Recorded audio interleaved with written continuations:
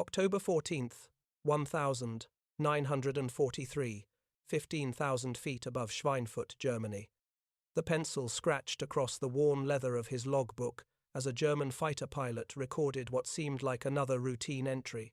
His 17th heavy bomber destroyed, a B-17 Flying Fortress that had just spiraled earthward, trailing black smoke and desperation.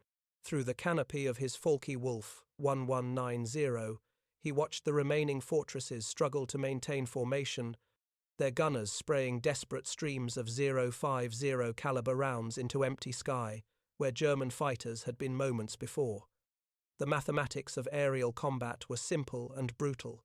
German fighters could pick their moment, strike from the sun, and escape before the bomber gunners could effectively respond. Without fighter escorts, the American bombers were nothing more than expensive targets. 291 B-17 Flying Fortresses had crossed into German airspace that morning, attempting to destroy the ball-bearing factories at Schweinfurt. By sunset, 60 would never return to England, with another 17 so badly damaged they would be written off upon landing. The Luftwaffe called it a turkey shoot.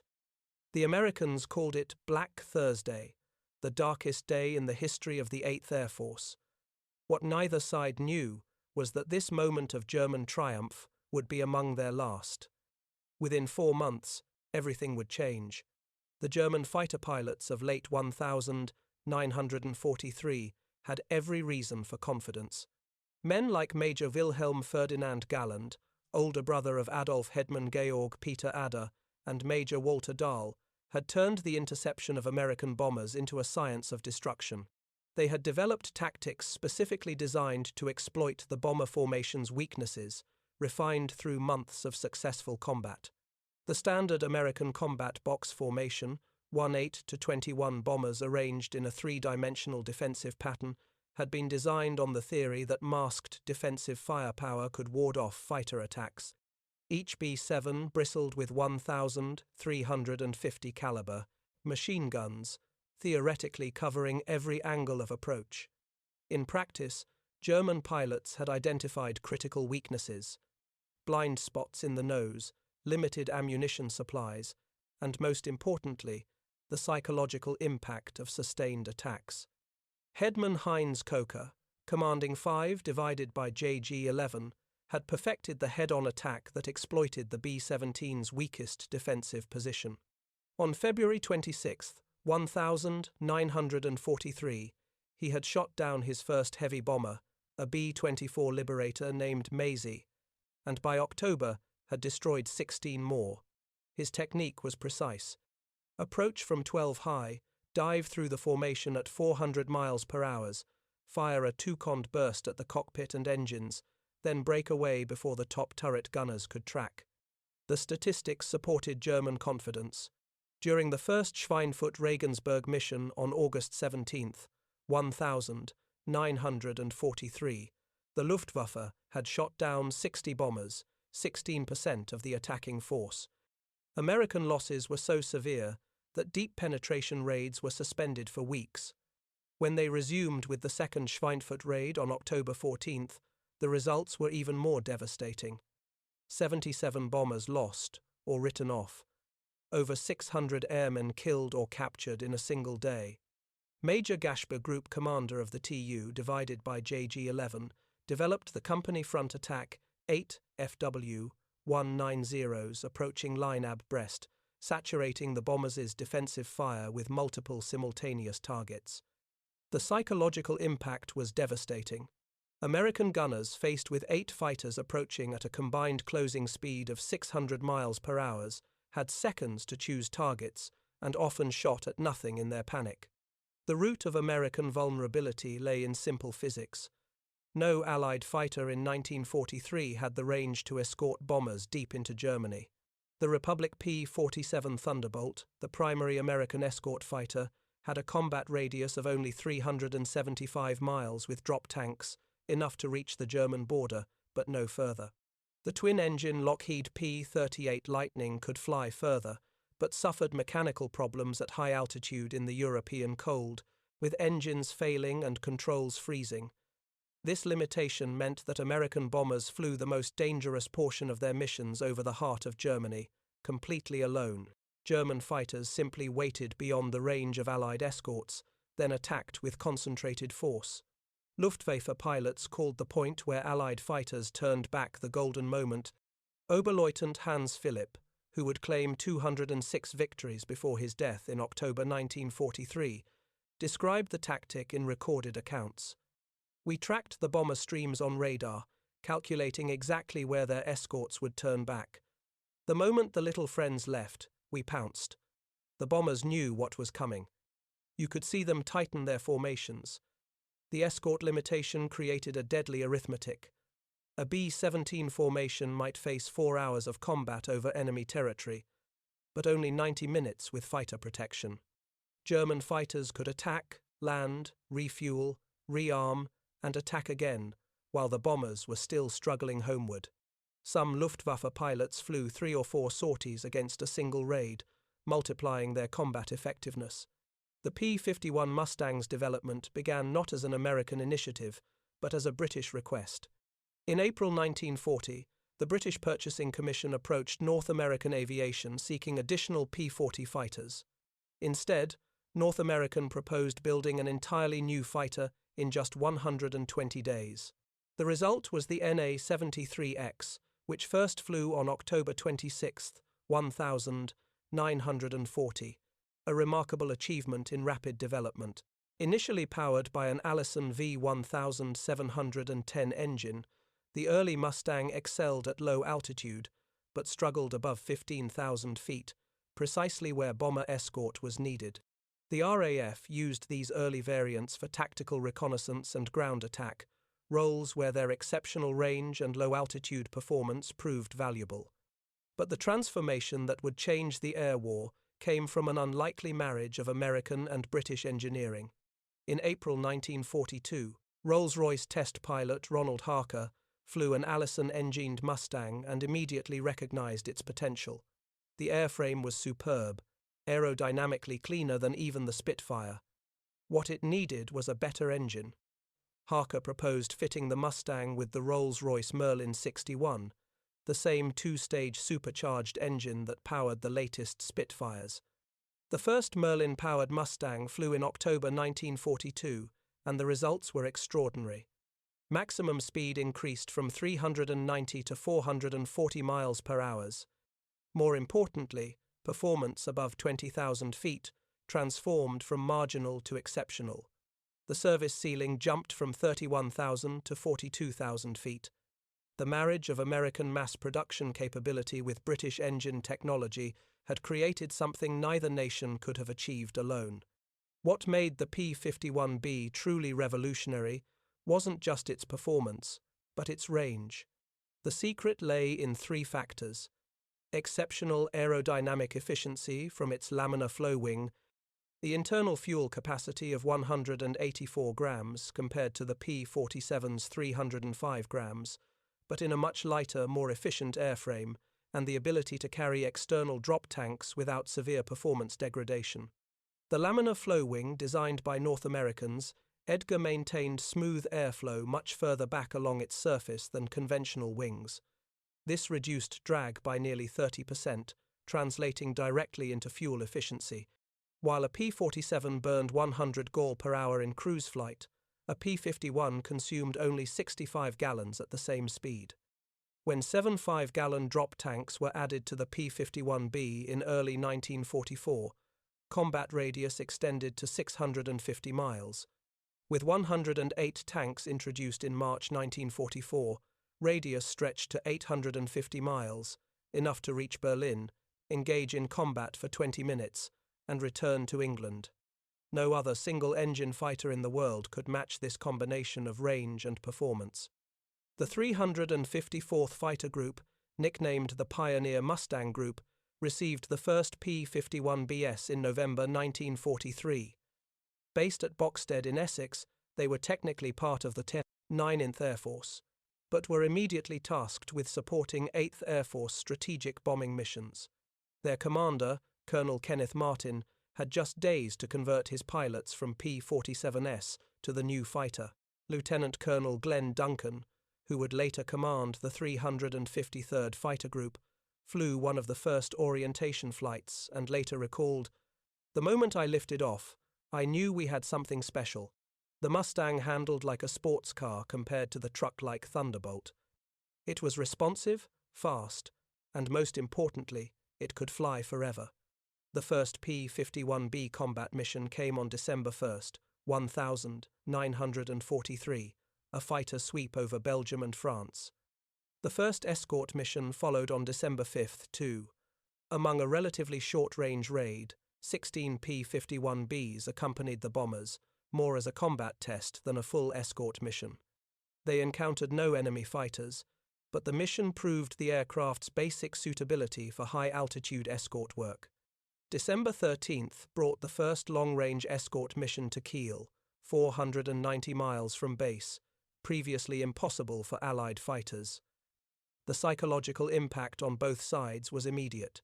German pilots intercepting what they expected to be unescorted bombers over northern Germany were shocked to encounter aggressive American fighters deep in Reich territory. The final week of 1943 saw intensified operations as the 8th Air Force tested the Mustang's capabilities. On December 20th, P-51Bs escorted bombers to Bremen, claiming 3 German fighters without loss. The Luftwaffe, still adjusting to the new threat, continued using their standard tactics of waiting for escorts to leave. But the escorts weren't leaving. German pilots initially mistook the P-51B for the P-47 at distance, expecting them to turn back at any moment. When the Mustangs continued east past the P-47's maximum range, confusion turned to alarm. Radio chatter intercepted by Allied intelligence revealed German controllers repeatedly asking their pilots to confirm fighter types and positions, unable to believe Allied escorts had reached so far into Germany. Major Klaus Mitusch, commanding 3 divided by JG-26, recognized the strategic implications immediately after landing from a December 30th interception, where Mustangs had pursued his fighters all the way to their landing approach. He reportedly told his pilots, "The air war has fundamentally changed. Our sanctuary no longer exists." March 4th, 1944, 25,000 feet above Brandenburg. Through the scattered clouds below, the sprawling outline of Berlin was clearly visible. The capital of the Reich, the heart of Nazi Germany, the city that Hermann Göring had sworn would never see enemy aircraft. Above it, in perfect formation, flew 660 American heavy bombers, and surrounding them, weaving protective patterns, were scores of single-engine fighters bearing American markings. The first American fighter escort to Berlin represented more than a tactical achievement. It was a psychological demolition of German invincibility. Colonel Donald Blakesley, commanding the 4th Fighter Group, had led his 3 squadrons of P-51Bs on the historic 1,100 meters round trip. The 4th Fighter Group had received their P-51BS on February 28, 1944, and just 4 days later accomplished what German leadership had deemed impossible. For the Luftwaffe pilots rising to intercept, the sight was incomprehensible. They had been told Allied fighters could never reach Berlin. It was too far, impossible for single-engine aircraft. Yet there they were, fresh and aggressive after flying 500 meters, while German defenders were the ones running low on fuel after just taking off. The combat that followed was savage. The Luftwaffe committed over 200 fighters to defend Berlin, but they faced not exhausted bomber gunners, but fresh, eager Mustang pilots with altitude advantage and superior aircraft. The 4th Fighter Group alone claimed 15 victories. More significantly, numerous German attacks on the bombers were broken up before they could press home. For American pilots, the P-51B represented a revelation in fighter design. Captain Donald Gentile of the 4th Fighter Group, who would become one of the war's top Mustang aces, described his first combat in the type. "The Mustang gave us everything we dreamed of. Speed to catch any German fighter, maneuverability to dogfight with them, and range to go anywhere the bombers went. The cockpit of a P-51B was cramped but efficiently designed. The pilot sat behind an inline engine that provided excellent forward visibility. Unlike the radial-engined P-47 that blocked much of the forward view, the bubble canopy of the later P-51D would improve visibility further, but even the B model's greenhouse canopy offered good all-around vision. Lieutenant Robert Powell of the 352nd Fighter Group recalled the physical demands. 6 hours in a Mustang meant 6 hours on oxygen above 10,000 feet.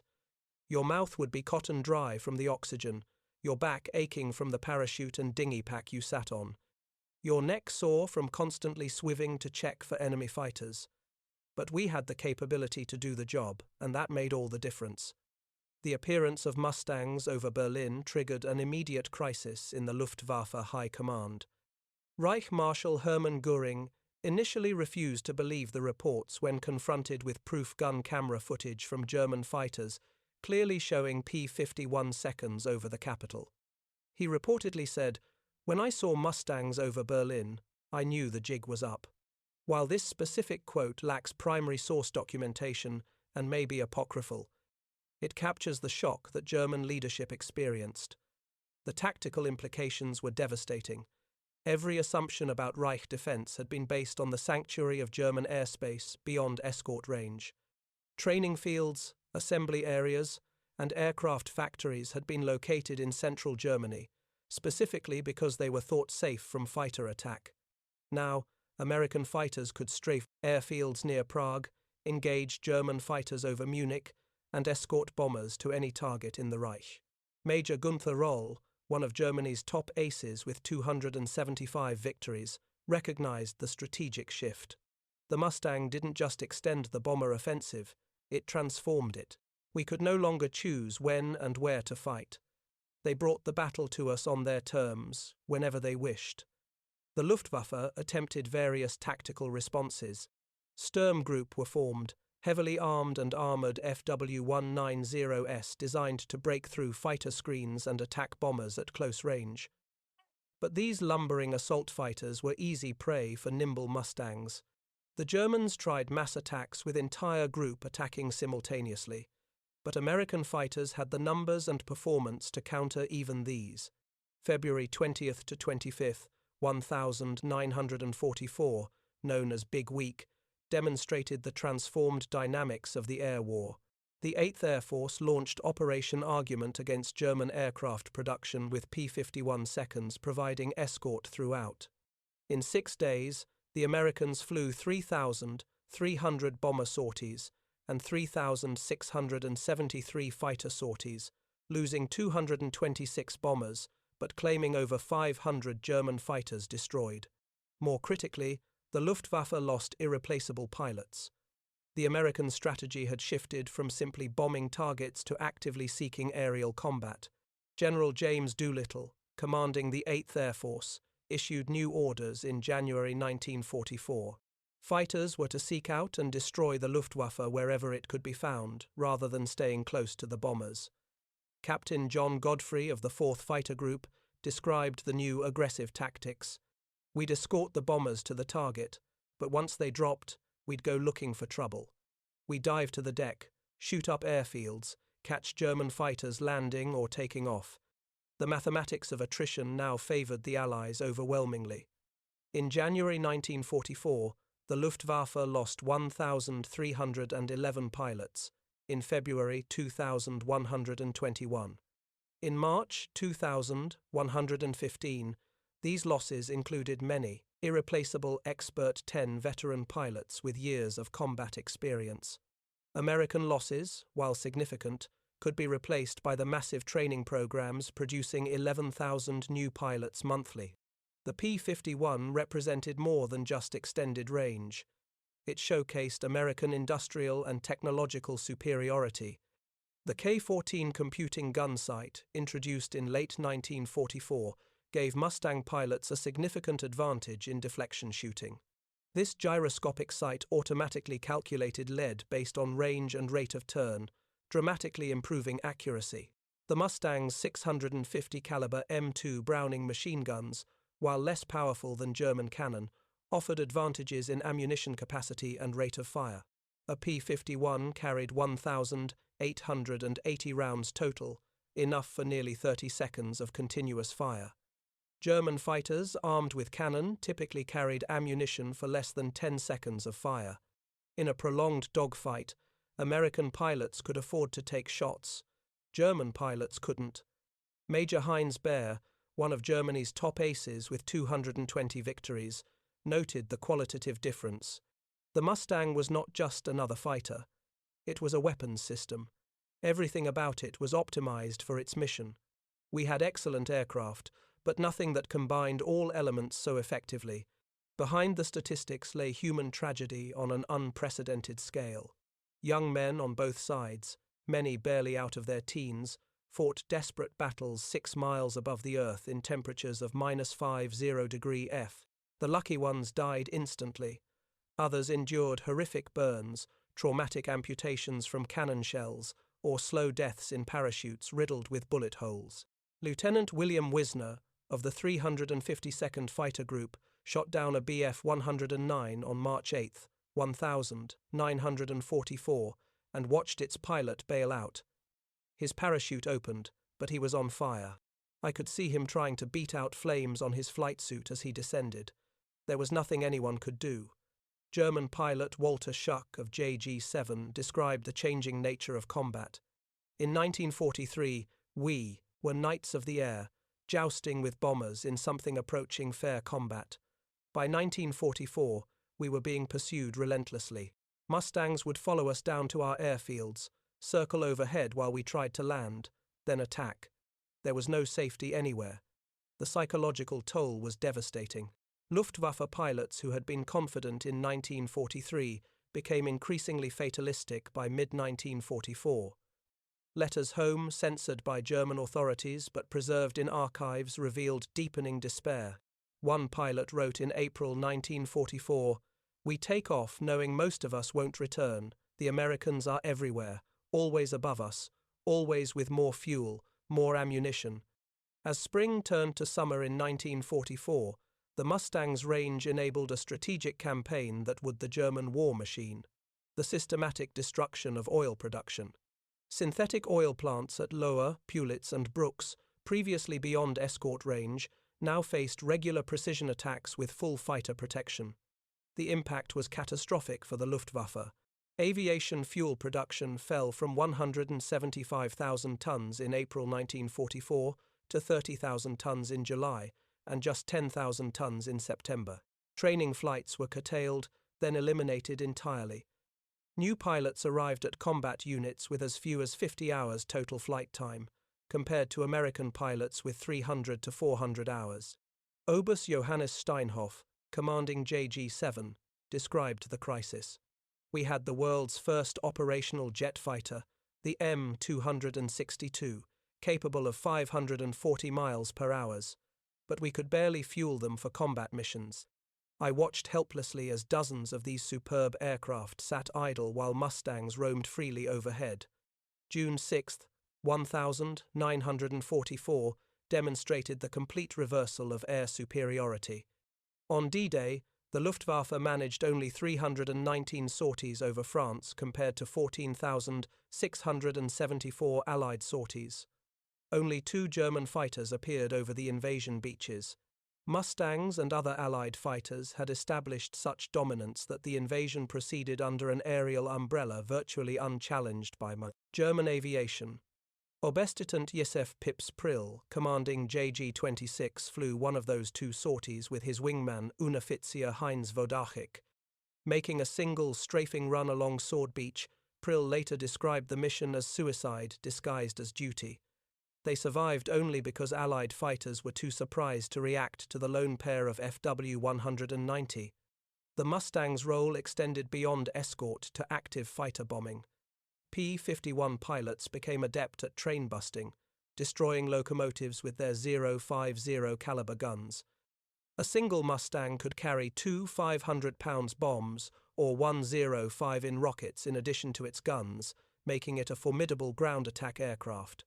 Captain Charles Chuck Yeager, who would later break the sound barrier, flew P-51 seconds with the 357th Fighter Group. On October 12, 1944, he shot down 5 Bf-10 9 seconds in a single mission. But he also described the moral complexity. We went from protecting bombers to attacking anything that moved. We'd strafe trains knowing they might be carrying civilians. It was total war. And the Mustang gave us the capability to take that war anywhere in Germany. Germany's technological response came in the form of revolutionary jet fighters, the Messerschmitt Me-262 and the rocket-powered Me-163 Comet.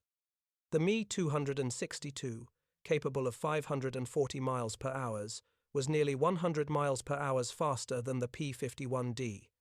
In the hands of experienced pilots, it could slash through bomber formations and escape before Mustangs could react.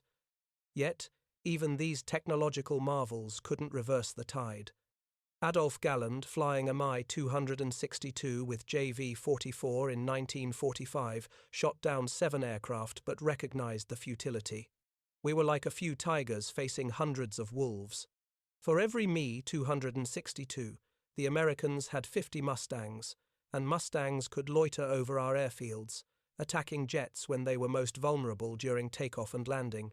The jet engines of 1944-45 were temperamental, requiring careful throttle management and long runways. Mustang pilots learned to exploit these weaknesses. Lieutenant Urban Drew of the 361 Fighter Group shot down 2 Mi-262s on October 7, 1944, by catching them in the landing pattern. The jets, low on fuel and with throttles reduced for landing, were helpless against the diving Mustangs. By early 1945, the arithmetic of air combat had become impossible for Germany. The United States produced 15,486 P-51 seconds during the war, with approximately 8,000 serving in Europe. At peak strength in March 1945, the 8th Air Force alone operated 14 fighter groups, equipped primarily with Mustangs, over 1,000 aircraft. Against this, the Luftwaffe could muster perhaps 300 to 400 serviceable fighters on any given day, scattered across the entire Reich. Fuel shortages meant many never flew. Pilot shortages meant those that did were often manned by teenagers with minimal training. The kill ratios reflected this imbalance. By 1945, Mustang pilots were claiming 10 victories for every loss. Lieutenant Colonel John Meyer, commanding the 352nd Fighter Group, ended the war with 24 aerial victories, all in Mustangs. He observed, by 1945, it wasn't combat, it was execution.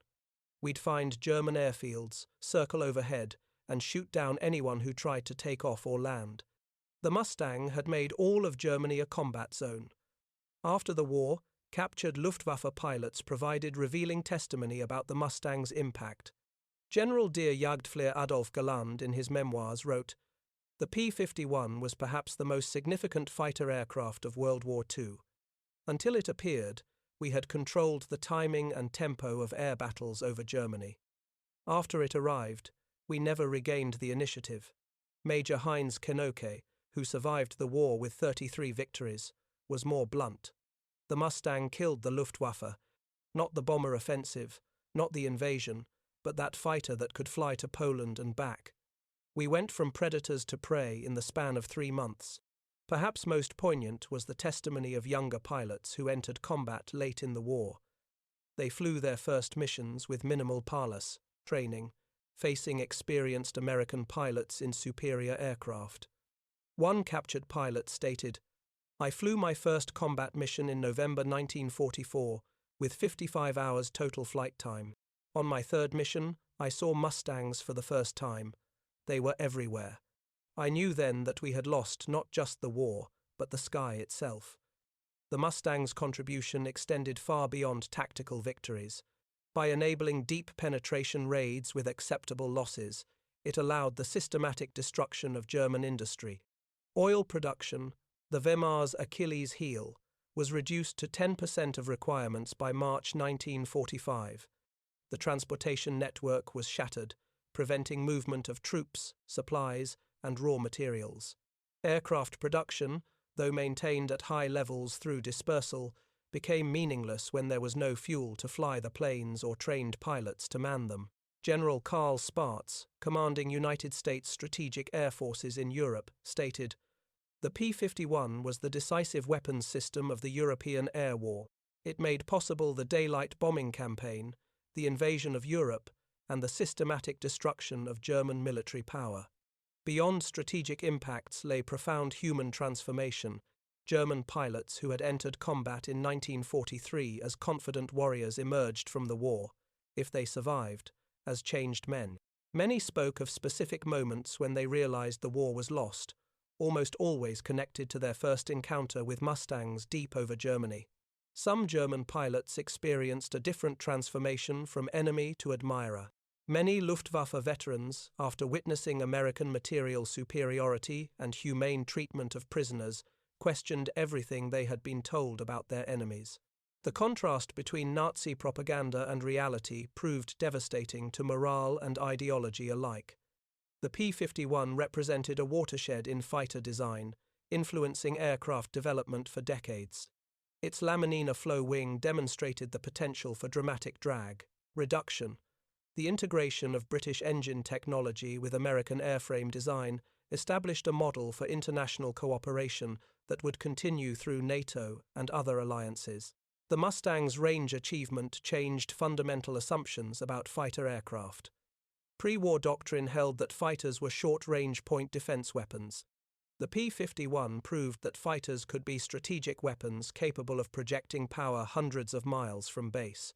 This concept would influence everything from the F-86 Sabre in Korea to modern fighters capable of global deployment with aerial refueling. The final statistics of the Mustang's impact are staggering. Total Mustangs produced 15,486 enemy aircraft destroyed in air combat. Europe 4,950 enemy aircraft destroyed on ground, 4,131 locomotives destroyed, 9,254 combat sorties, over 213,873 combat hours over 34,420 operational losses, 2,520. The kill-to loss ratio in air combat exceeded 11-1, unprecedented in aerial warfare. But the true impact can't be measured in statistics alone. The Mustang broke the Luftwaffe's will to fight, enabled the invasion of Europe, and shortened the war by months, if not years. The transformation from German laughter at unescorted bombers to complete aerial impotence occurred with stunning rapidity. In October 1943, the Luftwaffe controlled the skies over Germany, shooting down bombers at will. By March 1944, Mustangs were escorting bombers to Berlin. By June 1944, the Luftwaffe was combat ineffective. By April 1945, it had ceased to exist as a fighting force. This transformation wasn't gradual. It was catastrophic. The Luftwaffe didn't slowly decline. It collapsed. The appearance of Mustangs deep over Germany triggered a cascade of defeats from which recovery proved impossible. Each lost pilot couldn't be adequately replaced. Each destroyed aircraft reduced training capability. Each successful escort mission emboldened Allied planners to strike deeper, harder, more frequently. German pilot losses tell the story. 1,943. 2,967 pilots lost. 1,944. 12,037 pilots lost. 1,945. January to May, 4,238 pilots lost. Average pilot experience plummeted. 1,943, 250 plus flight hours before combat. Early 1944, 150 hours. Late 1,944, 80 hours. 1,945, 40 to 50 hours. Perhaps the Mustang's greatest achievement was psychological. It shattered the myth of German technological superiority, demonstrated American industrial capability, and proved that democracy could produce better weapons than dictatorship. German pilots who had laughed at American bombers in 1943 were by 1945 refusing to fly suicide missions against Mustang escorted formations. Young Luftwaffe pilots, indoctrinated in Nazi ideology, experienced cognitive dissonance when confronting American material superiority. Everything they had been taught about racial superiority, about German technical prowess, about American weakness, was contradicted by the elegant, powerful fighter that dominated their own homeland. In 1985, 40 years after the war's end, American and German fighter pilots met at a reunion in San Antonio, Texas. The conversations revealed the lasting impact of the Mustang on both sides. Colonel Clarence Bud Anderson, who flew 116 combat missions in Mustangs and scored 16.25 aerial victories, sat across from Austgar, Germany's third highest scoring ace, raised his glass and said, "To the P-51 Mustang, the fighter that won the air war, we had excellent aircraft, superb pilots, and were fighting over our homeland. But you had the Mustang, and that made all the difference." Walter Schuck, who had transitioned from FW-190S to Me-262 jets, added, "We went from laughing at unescorted bombers to taking cover from Mustangs in just 4 months. No military force has ever experienced such a complete reversal." Former Luftwaffe General Johannes Steinhoff, his face still bearing scars from his Mi-262 crash in April 1945, reflected, "We laughed at your bombers in 1943 because we could not imagine that America could produce a fighter with the range to escort them to Berlin. The P-51 Mustang taught us the danger of underestimating one's enemies. You ask when we knew the war was lost.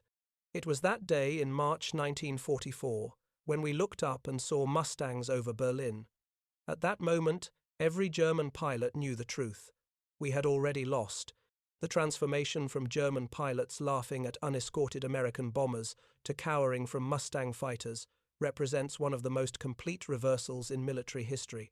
In less than 6 months, from October 1943 to March 1944, the Luftwaffe went from dominant to defeated, from predator to prey, from confident to condemned. The P-51 Mustang was the catalyst for this transformation, but it represented something larger: American industrial might, democratic cooperation between allies, and the power of technological innovation, driven by necessity rather than ideology. German pilots, who had been taught that American democracy made the nation weak, discovered instead a society capable of unprecedented unity and production. The laughter of German pilots in October 1943 was based on reasonable assessment of technical limitations. No single-engine fighter had ever demonstrated the range necessary to escort bombers from England to Berlin and back. What they failed to anticipate was American problem-solving capability, the successful marriage of American and British technology, and the industrial capacity to produce thousands of superb fighters in months rather than years. When Mustangs appeared over Berlin on March 4, 1944, the laughter stopped forever. In its place came terrible recognition that everything German pilots had believed about their enemies, their own superiority, and the likely outcome of the war had been wrong. The P-51 Mustang didn't just win the air war. It shattered illusions, destroyed myths, and proved that technological superiority in war comes not from ideology, but from industrial capacity, international cooperation, and democratic innovation. The German pilots who survived never forgot the lesson. In memoirs, interviews, and reunions, they consistently identified the arrival of Mustangs over Germany as the moment they knew the war was lost. Not the invasion of Normandy, not the fall of Berlin, but that moment when American fighters appeared where they couldn't be, escorting bombers to the heart of the Reich with fuel to spare for combat. The P-51 Mustang remains 79 years later the ultimate symbol of American aerial supremacy in World War II. The aircraft that silenced the laughter and ended the Reich's mastery of its own skies. The German pilots who laughed in October 1943 learned by March 1944 that they had laughed too soon. By May 1945, Most were no longer alive to regret their premature confidence. In the end, the story teaches the danger of underestimating one's enemies, the power of industrial democracy, and the transformative impact a single weapon system can have on the course of history. The Mustang proved that in modern industrial warfare, courage and skill, while necessary, are not sufficient. Victory belongs to those who can produce the most, train the best, and innovate the fastest. The transformation was complete, irreversible, and devastating. The laughter had become silence, and the P-51 Mustang had written its name across the skies of Europe as the fighter that ended the Luftwaffe's dominance, and with it Nazi Germany's hopes for victory.